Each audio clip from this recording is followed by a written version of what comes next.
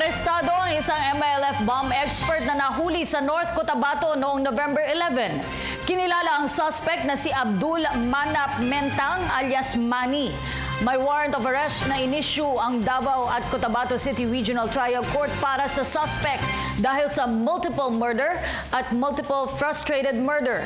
Higit isang dekada na siyang pinaghahanap ng mga otoridad dahil siya ang itinuturong mastermind sa pagpapasabog ng Sasa Wharf at Ecoland Terminal sa Davao City noong 2003. Umabot sa 23 ang nasawi at mahigit 100 ang naitalang sugatan dahil sa mga naturang insidente. Si alias Manny ay eksperto sa paggawa ng mga bomba. Si Zulkifli Binhir alias Marwan Umano ang nagturo sa kanyang gumawa ng mga improvised explosive device o IED. Unang naaresto si Manny sa Santa Ana, Maynila noong October 2004 at dahil siya ay nakapagpiyansa, napalaya siya dahil na rin sa kakulangan ng ebidensya laban sa kanya. Siya ngayon ay nasa kustudiya na ng PNP Davao City.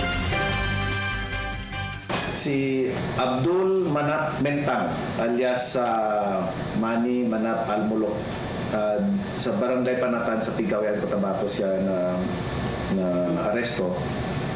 At napakalaki kasi ng kanyang mga naging role noon sa napakalaking bombing incident sa Sasa Wharf at Ecoland Terminal bombing Davao City in 2003.